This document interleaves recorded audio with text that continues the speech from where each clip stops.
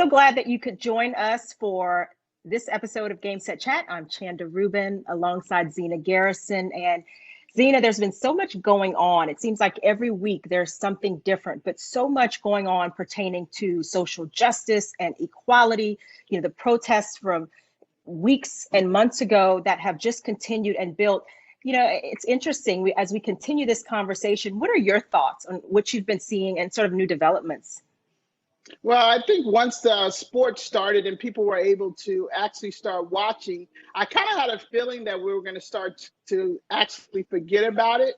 And then just when people started to forget about it and kind of act like if it wasn't there, then guess what? Another shooting happens. I mean, and this one has really, really gotten to me. You know, you have your kids in the car and he shoots the guy in the back. I mean, this Chanda, it has to stop.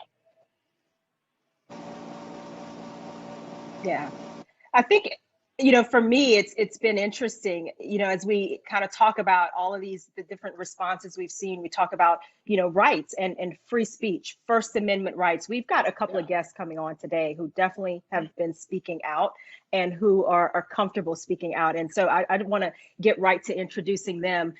First, I want to introduce the legendary Billie Jean King, who has been a champion for women's rights, for equality for all, was a founder of the Women's Tennis Association. We are so happy to have her on. And also we have WNBA legend Lisa Leslie, who has just done everything in the sport. We've got a couple of Hall of Famers coming in, and I'm excited that we'll be able to continue this conversation with them. Well, thanks for having us. Welcome in, guys. You guys, so first of all, I got to tell both of you guys look fabulous, absolutely fabulous. Thank you.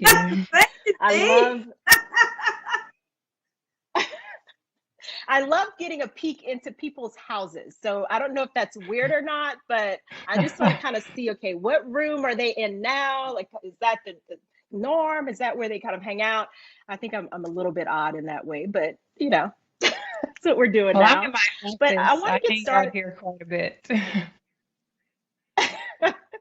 And so what's in the background? Tell me what is the trophy there, that awesome looking trophy? Well, this is my most recent trophy, which is the Big Three Coach of the Year trophy. I coach in the Big Three, which is a men's league, pro league, and we won the championship last summer. So I'm really proud of that. Well, I have 3 of the MVPs from the WNBA, so they're all stacked up. Okay. Above my 2 degrees. 3. I have one degree in one degree in communications, and my master's is in business. And this one here, which is the Hall of Fame trophy, I was inducted into the Hall of Fame, both the Naismith Hall of Fame as well as the Women's Hall of Fame. Congratulations. Is that all you can see back there? It's hard to tell. Oh, and then of course that's all we can see. We pan out. She said, good. "Oh yeah," she forgot about the gold medals in the back. Yeah. Oh yeah, those are twinkling. Yeah. So every now and then I try to, you know, depending on what we're talking about, I put the sports background, or I can do my little intellectual background and show you just all the books that I read. So I just thought, since we were connected to sports, I was coming on with Billie Jean King. You know, this is always an honor when I get the opportunity to speak on the platform with her. So I had to show out a little bit, show that I deserve to maybe be in the conversation. You know how much I love you, Billie. It's interesting. We all do. And it's interesting, you know, and whenever certainly for me, when I have a chance to talk with Billie, it's like, I feel like I have to elevate, you know, my level. I feel like I got to come with it. And also I learn. And I think what's so great, because Billie, you were talking about this earlier, that you were excited to come on today and learn as well, which is amazing considering everything you've done, that you still take that attitude. But where does that come from? And why is that important that you look at continuing to learn? I was always like that. I drove my parents crazy. They started to call me Miss Curiosity and tell me, please stop. But I always had a lot of questions, always like to read. I love to hear stories about people. I used to always read biographies. And then I found tennis. You know, I played team sports first. In fact, it's great to be on with Lisa and you two, because basketball was my first love. So, as you know, seeing Lisa do the first dunk, I'm watching the tape the other day again, Lisa, just showing your first dunk, running down the floor and just dunking, and I'm going, yeah. So it was really, I get so excited, but I just think learning is one of the most important things, and then keep learning how to learn, and that means with technology like this, I'm certainly not very good because of my generation. We're always having to ask younger people, how do I do this? How do I do this? I don't mind going to an 8-year-old and saying, how do I do this? It's cute. They always want to help. Everybody helps each other. And I also wanted to be on tonight, really want to be on just to listen with everything that's going on with Black Lives Matter. I think COVID has caused us to be grateful as well, just to know our blessings. Also, I think it's the first time people are listening since I've been alive, at least white people listening. So I want to just keep learning from you, women of color, Black women. I think, even with the anger issues, they don't like to see women angry, and let alone Black women. They can't take that at all. So these are the things we have to keep changing and really work together. But I'm very upset with Jacob Blake. To what Zina was talking about, I just still can't believe 7 bullets in his back. I'm sorry. Something's wrong. We've got to change. My dad was a police officer and a firefighter, and we have to change the system. It's not right. We've got to, no more chokeholds, no more knees on the neck, no more. And I think everyone just says we can't take it anymore. It's just, you've got to stop insanity. And Doc Rivers said it perfectly. He said, we love America, but America doesn't love us. That just broke my heart, because he's right. Mm-hmm. We're not cutting it. Well, I've been excited to talk to Lisa as well, because your Players Tribune letter was amazing, and it actually had me in tears. And one thing that really hit me from the beginning is when you said family secrets, because, especially in the Black community, we sometimes have too many secrets and we don't say anything about it. So what were you feeling when you came up with that? That Black secret just really stuck to me. Zina, I just feel like, and just really saying what Billie just talked about, I think Doc Rivers said it, what I was talking about is just that a lot of us love being Americans. Like, we've been really blessed to travel the world. You guys have played all over the world. I've played all over the world. Billie, you've traveled the world and played all over the world. So we know what the world looks like. And we would not want to live in any other country. And I'm not saying live like stay, but we're proud to be Americans. We're proud to represent our country. I'm proud to have been in the Olympics. And I have so much love as an American whenever I've been in other countries. Like, we're like, go USA. I've cheered. I wear the red, white, and blue.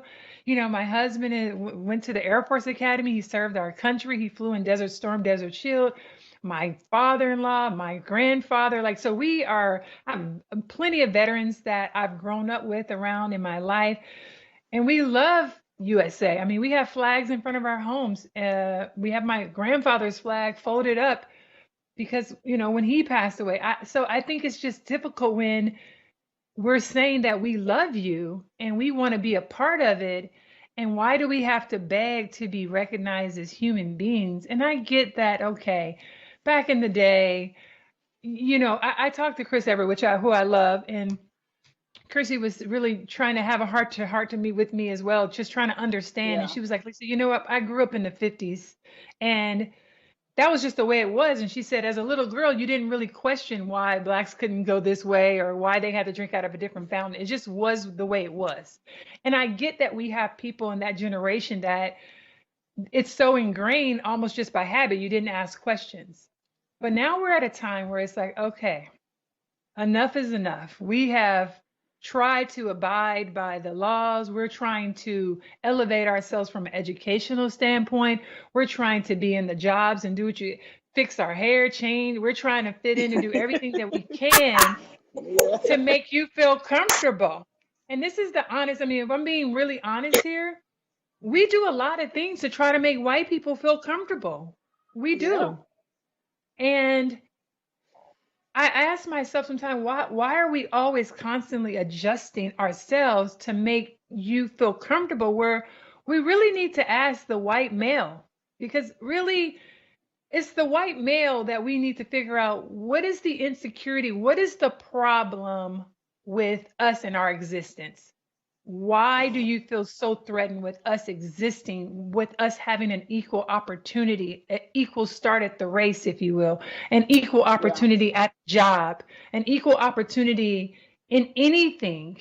Why are you so threatened by us having that? Because really, I mean, think about it. What else can we do? We can't change the color of our skin. I mean, it's not, we're not Well, talking about hair color here. I can, my Yeah. edges could use some dye. You know what I mean? We can't, we can put on wigs and change the color of our hair. Those are things that we can change. Guess what? You can Yeah. actually get your body changed now, we've seen, right? I mean, those are changeable things, but our skin it is what it is. And it's I'm just like, we are doing everything we can to make you Yeah. feel comfortable. And now we are exhausted. And I don't even know what to tell my kids. I really don't, because I don't know. I mean, we're getting to a point where we know in our hearts, it's not, we don't want to retaliate. We don't want to fight. We don't want to bring destruction. But people who are yeah, feeling oppressed, who don't have a voice, then you get them in the streets in the nights. And those are the people who eventually start to loot and things are burning because they have not been heard. And so yeah. I feel like we have to keep continuing these Yeah. conversations, and they're very uncomfortable, but we have to keep talking about it. Billie, I applaud you so much. And I told you this before, to have your voice, to help everybody else see. If people were as outraged as they are about the buildings and about the real estate, if we could just be You just know, as outraged about things being burned and looting, before we get to that outrage, where's the first outrage Yeah. for this man being shot in the back? Exactly. It's well, interesting, Lisa, because you talk about, sort of changing and having to adjust and trying to fit in and trying to do everything the way we are supposed to as Black people to fit yeah, in. And it's sort of survival. Like we have to know how to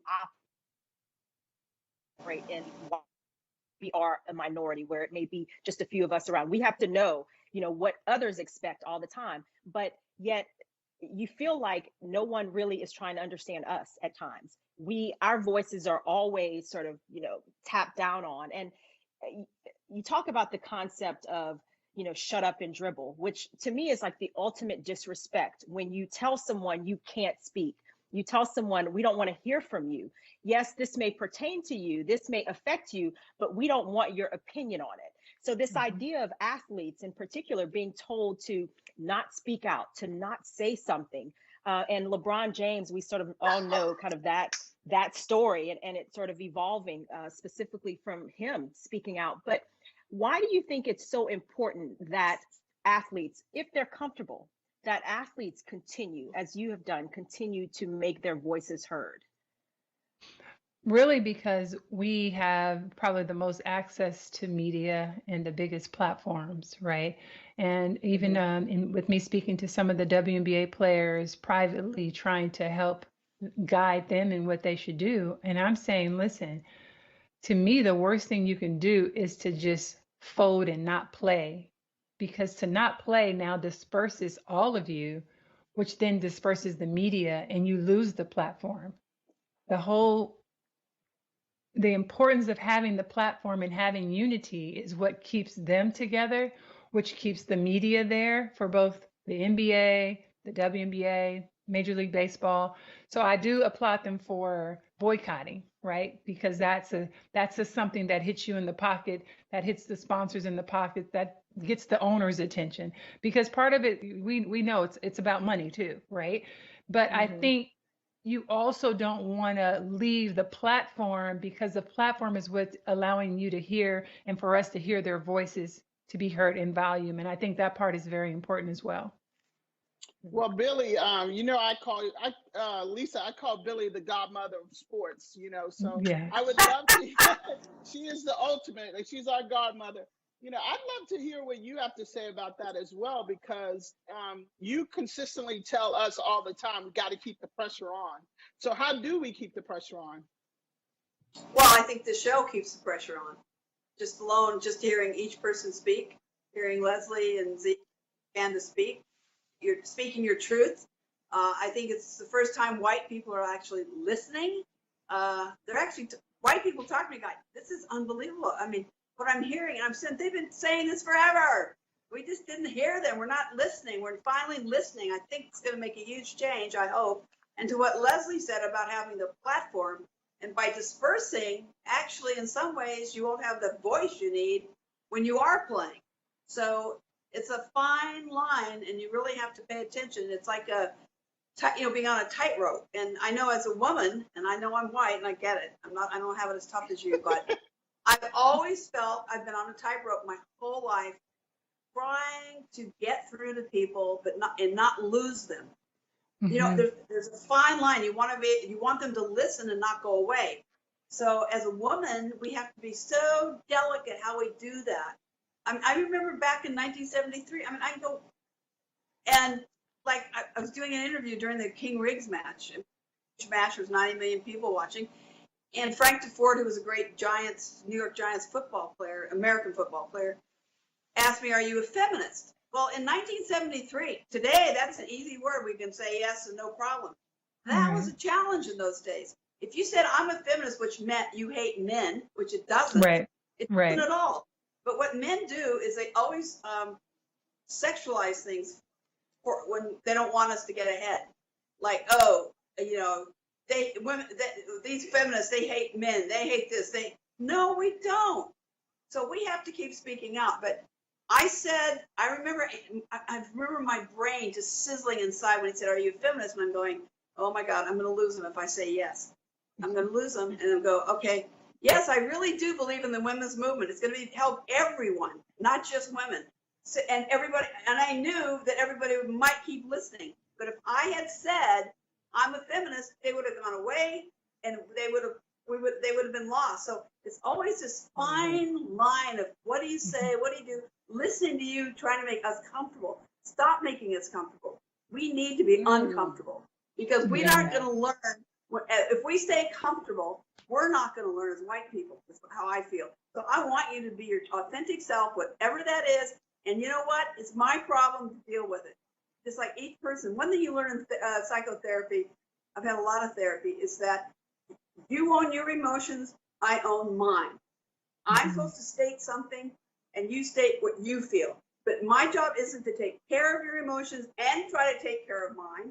So it's really important that each person, that we always be loving and kind and good, and listen to others, have dialogue, and so everyone can be their authentic self. And we don't have to like what we hear. Just keep listening and don't take it personally. My job as a white girl is never to take any, especially from people of color. My job is not to take things personally, to listen, keep listening. And then here's my question to all of you.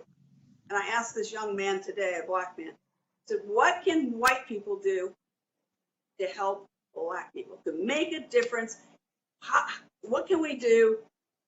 What can we do to help? What can we do to help change this? The one great thing is the kids are all protesting. It's everyone protesting now. In the 60s, when I was in my 20s, it was only black people because we didn't have technology. Now we can communicate, we can mobilize, we can do all kinds of things. We never had that available to us in the 60s.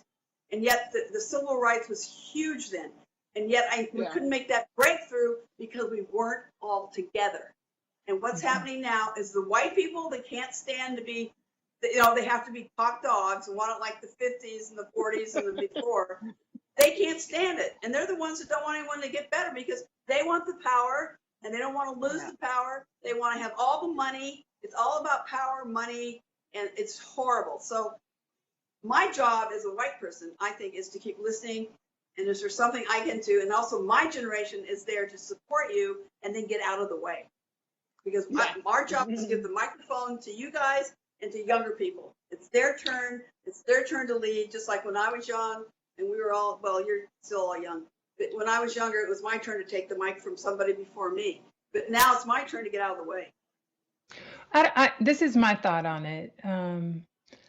I do think that it's not necessarily time for you to get out of the way, Billie. In fact, to hear your voice, for us to see other white women, first off, being in support, is very helpful because sometimes the world tries to make it look like we're crazy. We like we're the only people seeing this injustice. We're the only people Yeah. experiencing it.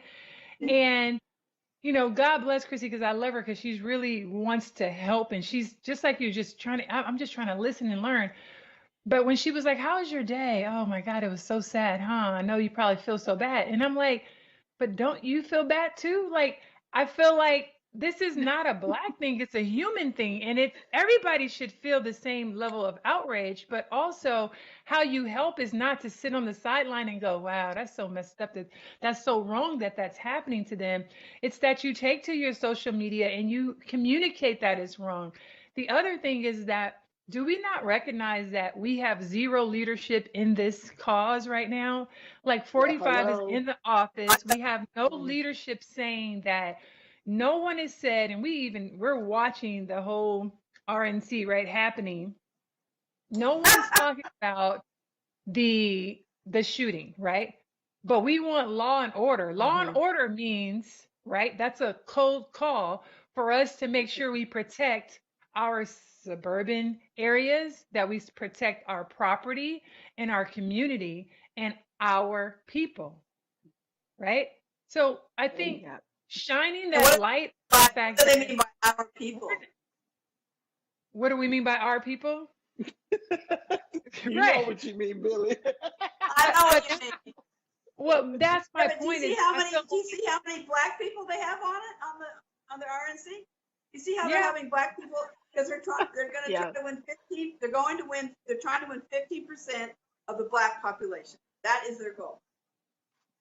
Okay. Listen, if people cannot see through this, I think that it's important again not to just. I feel like when we look around the TV, everybody wants to talk to a black person about black injustice.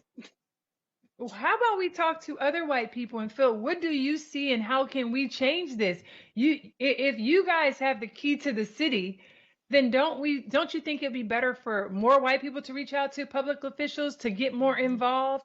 Not just necessarily protesting, but putting your money where your mouth is, so to speak. It's not just our issue. And here's the thing I always compare it to, which is actually sad, because people are outraged over animal abuse. Outraged. You get some puppies Yeah. jacked up or some dogs or somebody abusing some cats or some horses, and people will be, I'm just saying, but that's what We do where's all the of it. passion, Yes. the outrage for human life? No, Yeah. maybe it's just me. I don't know. No, you're No. right. Yeah. I think there should be outrage for both. What do you guys think? What I don't know, Z or Chanda, what do you think? No, I mean, I think that's absolutely spot on because, often as a Black person, you feel like you are less than an animal in terms of the response to, injustice, abuse, obviously murders. This is not about wanting to have a different standard. We see these things happening, and the first thing that people want to go to, particularly white people, is, oh, well, what was he doing wrong, though? Or what was she doing wrong? Well, she was sleeping in her bed. Next person. Okay, he was walking on the street, going to the store. Okay, next person. So it feels like it's always this double standard where if you see an animal abused, they'll just get on that person and there will be no questions asked. That animal didn't deserve it. We're certain the animal is just doing what they do. It's got to be the person. Yet when you talk about Black people facing, some of these really core issues, it's hard to get that same empathy and understanding. So I think that certainly is at the heart of it for sure. And, it's interesting is I want to ask another question kind of pertaining to that. I mean, we talk about, First Amendment, we talk about, free speech, the right to protest. This is what we're dealing with right now, the right to demand change from government and to demand policies that more reflect what the communities want to see in place. But yet it seems like when you have white people protesting versus Black people protesting, it's looked at in different ways. Why is it a different value placed on free speech and these basic human rights in the US? Why is there a different value placed on it when it is a Black person versus when it is a white person? Well, look at it that way. So I don't know. What do you think? I mean, I think I take each person and to evaluate. And can I tell they're black or brown or what? Of course I can. When people say, that they're colorblind, I just laugh. I go, please don't. They're off my. When they say that, I go, cha-ching, you're gone. Because in my head, already, that they're not good. They're baloney. They're just full of it. So I don't listen to any of it. I mean, I don't care who you are. But I just try to take each person. I just go. And I think what Lisa said about how about we're human beings first? That's how I look at it. They're human beings first. Oh, they might be black, or they might be brown, or they might have this religion. Okay. And if it's not something I understand, maybe it's a religion I'm not close to or don't understand, I'm going to ask them questions, because there's a lot more in common you'll find when you really talk to people that are different from ourselves. You'll find a lot of things that are very common because we're human. And we just have to keep being good to each other. I don't know why this is so difficult. Why can't we just be kind to each person until they prove differently? I mean, I don't, might have to run away or something, but. Exactly. And my whole thing, Chanda, with the First Amendment, it's freedom of speech. It's freedom of speech for people that are, non-white. I mean, that are white. People don't have freedom of speech when it comes to color. We are told that we can only say certain things. So we need to start with there. Like, let's really understand the definition of freedom of speech. We all need to have the ability to have freedom of speech, not just freedom of speech when it pertains to what they want you to be at that particular moment. And, and Lisa, you hit it right, the nail right on the head. It's like, if a dog is killed or a cat or something, people are going at it, but you can open up a car door. I mean, the guy opens the door to his car, trying to get in, and you take the gun and place it at his back and shoot him 7 times. Like, we don't need to be black, white, purple, or whatever to understand what just went on. Like, I mean, come on, people. And I sit here and I listen to people rationalize what's going on right now. The problem is there is way too much lying going on in our country today. Truth is the truth. It's not fake news. It's truth is the truth. Yeah. Absolutely. Yeah.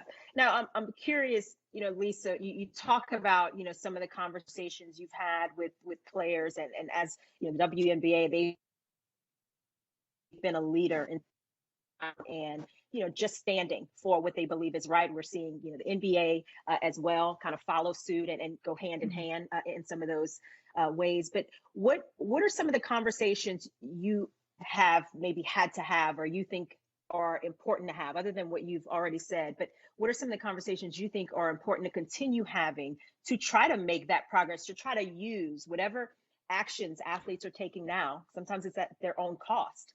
But whatever actions they're taking, how do they keep getting, the mileage and keep getting progress from that? Well, I suggested to some of the players to continue to use that platform when they have interviews at every moment. I just explained to them, if it were me, if I was playing today and I had an interview because I was scoring whatever amount of points, in that moment in that interview, she could ask me whatever she wanted, or he could ask me whatever he wanted to about the game. And I said, you know what, part of me is thinking about this game, but the other part of my heart is with Jacob Blake's family, and we just have to keep driving the narrative back to what the big picture is. And when you have that platform, I think for us, the important thing is to continue to ask questions, not necessarily questions of our African American community, but questions of other communities. What are you guys doing? How are you feeling? Like I wrote in my piece, what are you telling your children? Help me to understand, how should I educate my children beyond this point? And I've had people that love this article a lot and that have spread it around. And then you have people who come for you like, why would you tell your son that? What else can I tell my son? Because he has to know and be aware now of his behavior, how he carries himself, how he dresses. It's about that box again and being able to fit in there so that they know you're one of the good ones. I don't know how else can we describe? You have to have on a collared shirt. I have a brother who does not wear glasses, but wears glasses when he drives just to make it look like he's a little bit more nerdy because, he's a big guy. So he God. puts on glasses, he wears collared shirts. This is all true. Just Well, anticipation of if you get pulled over, you don't want to look like, I mean, it's right. We're like in costumes right now. It's all about stereotypes and what the perception is. So for example, with James Blake, Yeah. maybe someone called the cops, two women, they said possibly was an altercation or something was going on. They called and said a guy wasn't supposed to be there. Let's just say it's James or not. James allegedly is taking his children, putting them in the van. The police come. In Jacob. his mind, Jacob, I'm Jacob. sorry, I said Jacob. You're on to We have a tennis, James but we're Blake. not talking Yeah, tennis. we're on the tennis. Jacob, thank you. Thank you so much. Jacob is getting in the van and they're probably telling him to stop, wait, freeze, and all of that, right? And you can have a discussion about the fact that he didn't stop, he wasn't listening, he's just trying to get out of there. Okay. There's so many different ways that you're saying this guy is not listening to take him down.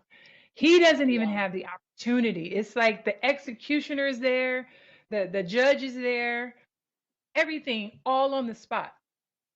All on the spot. And I'm saying, what laws are we abiding by? So when you talk about just the conversations I'm having with these players, they have to continue to use the platform together because that's the biggest platform anybody has. We're all talking about them because they use their platform and stay together. And I just think that's an important place to be and to continue to use that platform to bring awareness to the social injustice. They have to. Well, I'm going to ask a question. I'm going to go a little deep on this because it's been bothering me lately. Is this a modern day lynching? Are we seeing modern day lynching right now? I think we are. Whether you shoot them or hang them, it's the same thing. They're gone. Their families are going to miss them forever. They're a hole on everyone's heart. Oh, it's terrible. It's terrible. This started in 1619, okay, in Jamestown, when the first slaves came over, 20 slaves or 30 slaves, and they've divided the families ever since. I still think that's why there's so many single parents in Black community that raise their children. I think you can go back to 1619. I think we have been horrible because we've not treated Black people like a human like ourselves. You always want to treat someone better than yourself. I mean, I don't understand this. My parents always taught me to be good to each other, always be kind, always start at that premise and then go from there. But it's just amazing how everyone is still, I don't understand how they could look at Black people the way they do. I never did. I don't understand it. I'm still trying to grasp it. So, listening to you is important. Also, the town hall that you guys had a few weeks ago with Kamau, James Blake, and what's the reporter's name? LZ Granderson. Anyway, I thought that was unbelievable for me to hear 3 Black men being either arrested like James or being stopped in a car and listen to their stories. That these men need to keep telling, these Black men need to keep telling their stories because people would not, you can't, when you hear it, you cannot believe it as they're telling it. And they did a great job of explaining how they felt and to, like Lisa says when she talks to her son, that how they have to act. And I've been hearing this my whole life. Black parents say how they tell their sons, just don't say anything, be kind, yes sir, no sir, act, just act like, just get afraid and just, like you said, what you wear is important or whatever.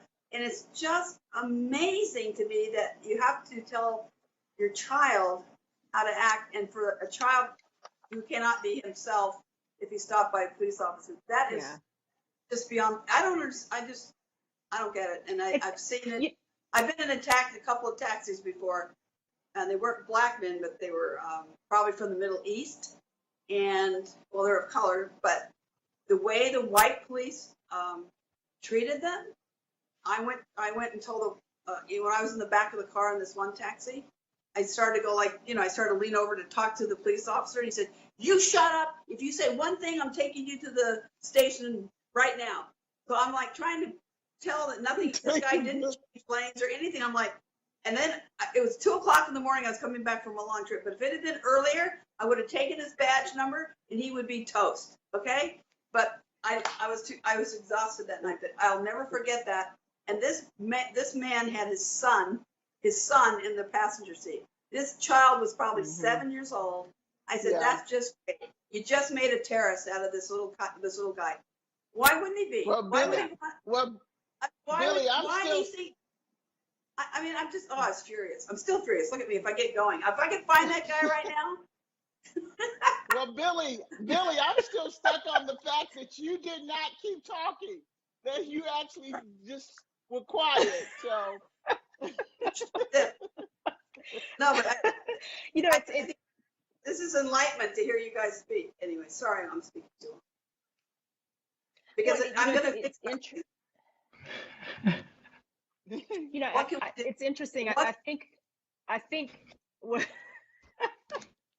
ahead, Chanda. You know, I think about how long that, you know, we've sort of been maybe having these types of conversations. I mean, I was doing, you know, a little research on Jackie Robinson and the fact that he integrated baseball, right? But he was chosen because he promised not to fight back, you know, not to go too hard and just accept what was in place, accept the system so that change could happen, so that progress could be made. So in some cases, it's almost like you have to not say anything and just go along so that maybe you can create change and you can help create an opportunity for the next person, the next Black person to come along. And so often I think we feel that responsibility as well. It's that pressure to not go too hard and mess it up, not only for yourself, but for the next person.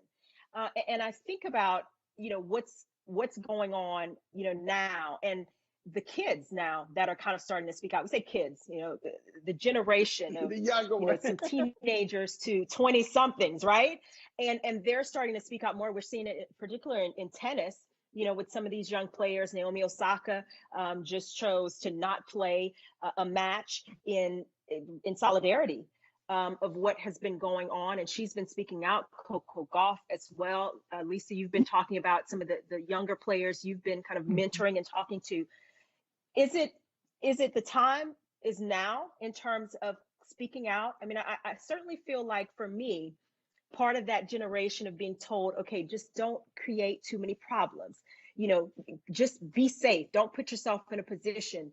You know, we heard Robert Ory kind of talk about this in his impassioned speech, just telling his sons, look, I just want you to come home. I don't care what you have to do, lay on the ground, just let them kick you or whatever, but at least you'll be safe, at least you'll live. But it seems like that's not enough anymore. What is there a line, sort of a balance you guys kind of think that people, athletes, just anyone who's looking to create change, a line kind of that people should maybe walk? Or how do you determine how far to go with speaking out? For me personally, I just feel like we've had so many leaders come before us who put everything on the line, much more, right? I mean, we've seen movies from people burning crosses in your front yard and just being in true danger. And I don't know that, you know, by speaking out and what I'm doing, I'm not putting my family in danger or for any of us, but it's a risk we have to all take, because for us to be silent is to be a part of the problem. And now that some of us, you know, the 40-year-old people, we're kind of in the middle there, where we've seen enough happen, you know, we've seen enough of our leaders fight for us. I mean, like I told you, I was a huge fan. I didn't say it today, but I was a huge fan of Billie Jean King. I learned about her in school and about the dollar and about them walking away and just having, and I'm like, wow, to have the balls really to do that at a time where you know you can lose it all. That says a lot. I mean, Muhammad Ali sacrificing and giving back his medal in times where you can lose it all. And yes, I'm a Nike athlete, and I so appreciate Nike for being at the forefront and helping us along with our journey, and I shouldn't say allowing, but supporting us and using our voice. I appreciate the WNBA and the NBA, the Players Association, supporting us and using our voices and having these opportunities. But yes, it is a risk. But I feel like we have to keep bridging that gap to talk about it for that next generation. My daughter, who's on the court, as you guys may know, on the court 5 days a week. I mean, I have to, what would she say when she truly understands how pivotal, what a pivotal situation we're in right now? What did you Yeah. do? When our kids look and say, what did you Yeah. do? What did you do? They hear me. They know what I'm talking about because I talk to them about it. I try to make them aware. And we have people of every color over our house because we do live in a suburb. And it's not about, I want them to love their friends, all their friends, but I also need them to see people that look like them. I also need them to recognize that the way that they're being educated is a little bit different than a lot of other kids. And therefore, yes, you got to use your voice and stand up for those people who don't have a voice and give. We go through our clothes and let's go give these to these other kids who don't have these things. So I feel like part of us as the adults here right now, yes, we need for those young people to be inspired, to speak up, use their voice, use their platform, but they also have a great picture of women ahead of us who've already done this. And Billie Jean King is always one of those to me. That there's no way we can sit silently here and not be that voice and not take that risk. We have to. Our lives truly depend on it, and our children's lives depend on it. Yeah. Well, Now, Lisa, speaking have of you that, ever I had a quick follow up on that. Have you ever felt like you were endangered in any situation, or like you were putting yourself at more risk for speaking out in particular situations, or maybe putting yourself in particular situations? I don't feel like I'm in danger, but social media is a beast. For as great as it Yeah. is, and unveiling all of these things that we know happen in our community daily that a lot of people didn't have privilege to see, I think that it's been a blessing. But you also know the flip side of social media is, there's people out there who don't have love for us, who do have hate. I mean, I've even seen some of those messages that Taylor Townsend got. Like, I can't even believe that people send those types of messages, and that is scary. I mean, it really is that people are really just spewing out hate because of the color of your skin. Like, it's almost unbelievable. And remember, I'm a California girl. I live in Florida now, but as a California girl, I was really in a bubble. I had no idea none of, I'm like, what are we talking about here? So California is different. It just is. And I see it now that I don't live there, that wow, we are not as woke as we should be in understanding the plight of discrimination. No, this is a real talk. We didn't experience this like this in California. I'm just being honest. We don't. We're such a melting pot of people. Totally agree with Lisa. Yeah, I'm Totally. like, yeah. And So Chanda and I are from Texas and Louisiana, so we do know we're from the South. We're born. You guys been dealing with this all your lives. For me, like, I don't even think about it. Like, people are like, why you stay in the sun? You so dark. I'm like, so what? Like, I'm not a color, color. I don't care about how light or dark. Like, I'm not into that. I love people. I'm a people's person. My mom meets people. My mom will go to she used to go to the nail shop, and she's like, Lisa, come here and meet my friend. Friend, what's your name? Then my mom had the Asian accent. I'm like, Mom, are you talking? Like, oh, this is my friend. Friend, what's your name? This is, and she go into, so my mom is a lover of people.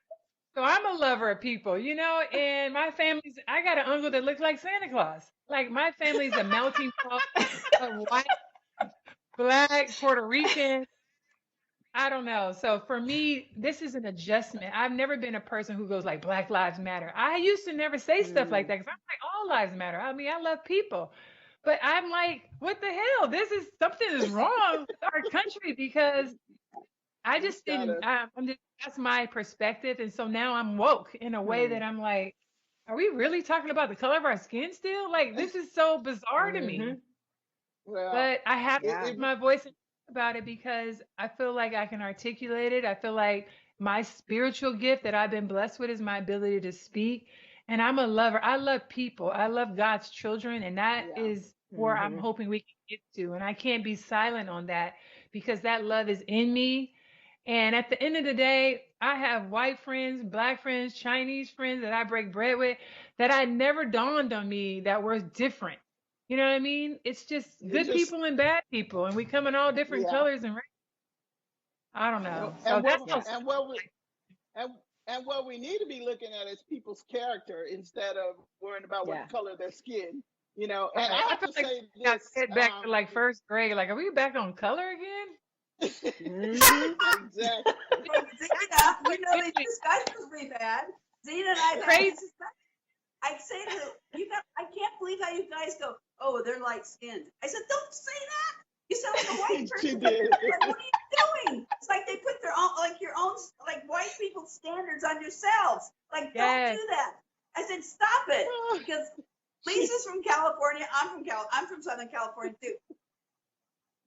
The one thing that changed my whole life was in the 50s when I saw Ruby Bridges trying to go to school with white kids. And I asked my parents, why can't you go to school? I'm from California. We're all going to school together. Why Right. can't you go to school?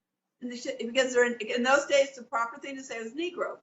And so my dad said, no, because she's a Negro. And I said, what? I just couldn't fathom this. And then other things happened during the 50s. And the group of kids are going to school. And I'm going, what's going on? The Board of Education was happening. I'm like, I don't understand this, Mom and Daddy. I go, I don't get it. And they go, Yeah. it's because they're Negroes. Negroes? We have Negroes. I'm like Lisa. Well, Lisa feels exactly when Lisa got going. I'm like, that's exactly. Now we're more woke. Thank you. But it's Yeah. like, well, but I went to Long Beach we're College. really awake. Right. Yeah, but Well, I know Billie, but you guys are talking about your skin and this, and I'm like, what? Yeah. well, Billie, let me say this because Lisa brought up something earlier about we all admire, and you know, I'm gonna keep saying it till the world realizes that you're the godmother of sports. But I want to talk about an anniversary that is coming up that I think just sparked everything for professionals, women in sports especially, and that's the anniversary of the original nine coming up September 23rd. And I want you to just talk a little bit about that as well, because I was doing some research and I've been doing some research for a while now. That really has sparked just the money in sports for women. The women, even the thought process of women getting money in jobs, it sparked everything. It did. In 1968, when we went to pro tennis, we finally got checks. You know, before that, we got $14 a day as an amateur. And I thought things would be fantastic for us. And my former husband, Larry, said, the men will try to get rid of you. I said, no, they won't. They're going to be great. They're my friends and our friends. He says, Billie, the old boy network will tell you to get lost. They think every dime belongs to them. He gave me, he was telling, and I go, anyway, Larry was right. I was wrong. So I was going around to the guys as well to try to get one association together. Because I said we can be so much more powerful, not only on the court, but how we can help the world be a better place off the court. Well, that went like they didn't care at all. It lost. So that was a big no. They started getting rid of women's tournaments. That's exactly what Larry told me would happen. So we're now getting pretty frantic. And so finally, 9 of us signed a $1 contract with Gladys Hellman in 1970. She had one tournament in Houston. And as I said to Larry during that week, yeah, once this tournament's over, then what? And we wanted to have a tour. And we told Gladys, we need a sponsor. We need to have a tour. And so by January 1971, we had a tour. God love Gladys. She got Joe Coleman and Philip Morris. Larry went out and got people to own tournaments. And we told them it's high risk. You're probably going to lose everything. And they didn't care. They believed in us enough to hold tournaments. And in December before that year, I told Larry, I want to make over $100,000. Because if I make over $100,000, they're going to notice our tour. Yeah. They're going to notice our tour. Forget about me making $100,000 because that's more than Johnny Bench was making. That was probably the top 5 to 8 professional male athletes. So I knew if I could get to 100 or more, that maybe that would put us on the map. It about killed me, but we did it. And then, just so you know some of the names, Rosie Casals, Nancy Ritchie, Judy Tagart Delton, Carrie Melville Reid, Peaches Barkowitz, Valerie Ziegenfuss, Julie Hellman, I mean, we're like a team, and I get too much credit. I mean, it was really a team effort. But the thing we thought about was really important. There's three things the reason we were doing this was for the future generations, and we knew we were going to make the big bucks. Here's what it said. Any girl born in the world, if she's good enough, would have a place to compete. Number two, that she'd be appreciated for her accomplishments, not only her looks. And number three, which was really important, be able to make a living. And that was our three. And now the players are living our dream. Serena's at over 92 million on the court. And we're also in Forbes top women athletes off the court. We were 10 out of 10 in 2019. And this year we were 9 out of 10. So that's just bad news because I love women's sports. I grew up in team sports. I want everyone to do well. And I thought what the WNBA did the other night, Elizabeth Williams speaking, and she really did talk about, that vote. She talked about vote because this is the one time that it's one person, one vote. We have equal power with each other. So please vote. That's all I can say. But thank you for bringing up the original 9 because we were willing to put our careers on the line and lose everything overnight, and we didn't care. We cared so much, we didn't care. I kept telling you, we have bupkis. We have bupkis, but now, and we also went out and got 3 black players to be on the tour. Gladys was very instrumental in that. She got Bonnie Logan, Ann Koger, and we had Sylvia Hooks. I just talked to Sylvia the other day, but those are our 3 black women that were first on our tour. I mean, it's amazing, Billie, when you think about the vision that you all had, but also just the bravery and the desire to create opportunities for the next generation. I mean, that's a selflessness that you don't often find in athletes, particularly when they're playing. You guys were in your careers and, not only fighting for this, but then having to go and play and try to earn your living as well. So, I mean, it's amazing speaking from someone who has benefited from that as a player. And I'm curious, Lisa, because, in tennis, one of the strengths of tennis is that the men and women play together in the biggest of events. And there has been talk of having more integration with the WNBA and the NBA. Do you see more of that being able to happen? Do you see particular benefits to that being able to happen? What are your thoughts? Well, I don't know about necessarily the games being together, but I do think there's a benefit, especially now with the social injustice, the way that the crossover has been. You've seen LeBron, obviously the late, great Kobe being so supportive of the WNBA, and the men really supporting the league. The best players in the world recognizing, just like in tennis, that those are the best women in the world that are playing. And it's sort of like, we say in slang, game recognized game, like they recognize how great the women are. And so if they can support them, little Johnny on Twitter, who's like, get back in the kitchen, we're not trying to hear from him. You know what I mean? So I think when you see that camaraderie and the support as fans, that support really starts to carry a lot of weight. And we've gotten that and we're getting that. And I think the players are getting that. And then the Players Association is also doing a great job of marrying those two together. So not quite sure if in a normal year without a pandemic to put the women, the WNBA and the NBA together in that way, I don't think that would be as beneficial. I think that if the space that the women have during the summer has been proven to be a good time slot for women's sports and basketball. Well, don't you think it helps? Don't you think it helps when the men have daughters? I think that makes all the difference. And when the men do speak, they have more power than we do because people, they're bigger as far as a draw and more money and all that. And they've got started so many years ahead of us. But people don't understand with women's sports is we are so late in the market. I mean, so we need people to invest in women's sports, okay? We need all people to invest in us like they've invested in men, and things will change, and they'll change fast if they're willing to do that. But they've got to put the money up. They have to have the same enthusiasm. We need media deals. I mean, and we have to keep proving ourselves. Women have to keep bringing it home all the time. But I think people appreciate women athletes today better than ever, but we got a long way to go.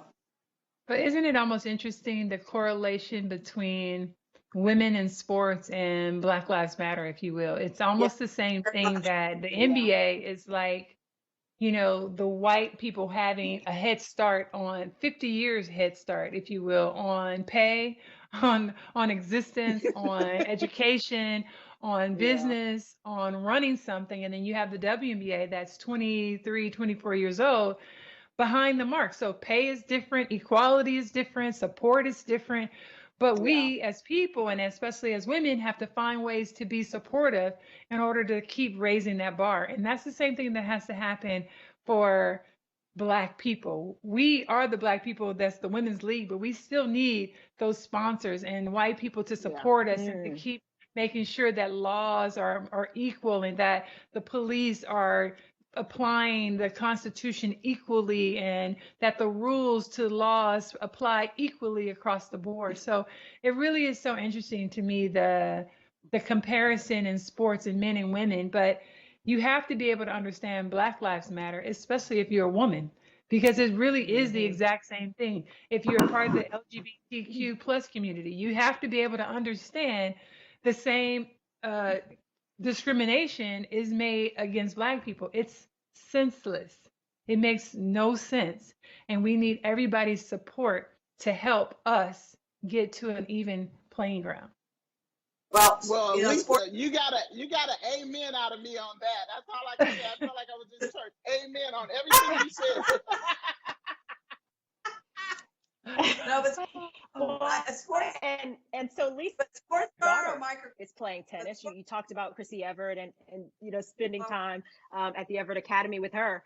How does that fit into sort of how you see things with your daughter kind of getting into this game?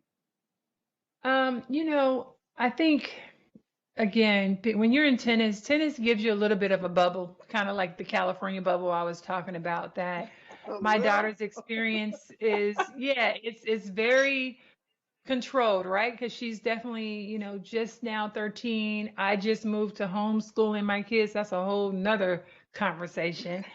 And so just trying to manage homeschool and being in an academy for the first time, full time. She's loving it. But it is definitely a bubble. And even when she's out there, there's not a lot of girls that look like her that are out there on the court. But again, I always teach my kids about love. My daughters, I remember when my daughter Lauren was 5 and she was in the pool. We lived in Calabasas, California at the time. She was in the pool and she came out and she goes, "Mommy, look, we're twins." And it was her and this little blonde girl with blue eyes. And I was like, "Oh, hey, baby," And I said, "Why do you say that, Lauren?" And she was like, "Look, because we look exactly alike. We have on the same swimsuit, right?"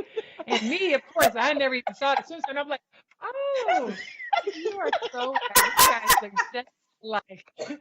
But if you let the children they don't see it the way that we try to teach them to see it. And so I try not to shift my kids' thought on people based on their color. I can't do that because there's a lot of people that we love. Some of my closest friends that I have vacation with, that I hang out with, don't look like me. And I love them, my uncles. And so I can't try to be one thing and then teach my kids something different. I want my children to move from a place of love. I want for them to keep God first and try to make good choices and treat people the way they deserve to be treated. However, in tennis, sometimes you run into some people cheating on the lines. Well, then you may have to It happens early. No, you know what? Great. Just tell her when she gets good enough, they have lines people, or they have a Hawkeye now. And all those kids that are cheating won't do any good. So just hang in there. They're going to be the cheaters. They're not going to make it. They're not going to make it. So it's like, okay, go ahead and cheat when I'm 13, but when I'm 17 and 18, you're toast. You're out of there. Yeah. You're 100% right. I'm gonna tell her you said that, Billie. Also, I just want to put in a good word for Chris Evert and Martina Navratilova, because they were the first generation of professionals. We were the transition generation, is what I call us. They are the first generation, and they were unbelievable. And they are the ones that made the biggest jump for our sport Yeah. because of who they were and how they spoke to the media, like Lisa talked about. Use your voice when you get an interview. Well, Chris was interviewed, everybody interviewed her, and she got better and better and better. In the beginning, she was, she was young, but she has changed so much. I mean, Chris Evert has changed. I cannot tell you how much she's changed. She's like an activist now compared to those days. And I'm so happy she was asking Lisa.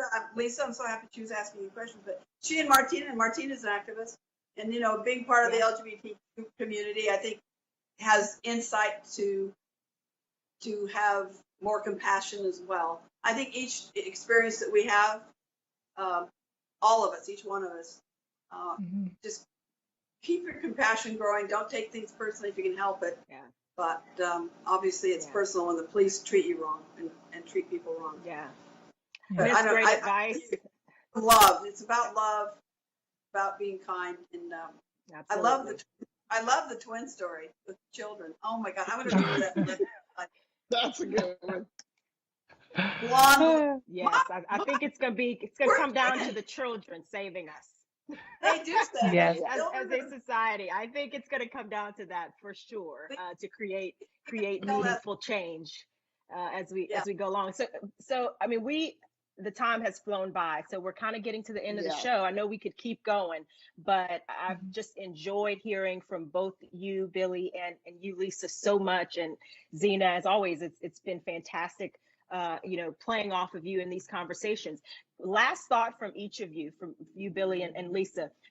One sentence: when you hear "shut up and dribble," you don't need to speak out, just play. What's your response? My response, or Lisa first? I can tell you mine. The legend first. Show up. One sentence, Billie. Okay, it's three boom. Show up, stand up, speak up. Woo! Love it. Whoa! Get in there. Don't let people, you see something bad, you get up there. You say help. Unless you're not safe. Something's if you're not safe, you gotta. I love it. Preserve. Yeah, no, you gotta stand up. You gotta speak up.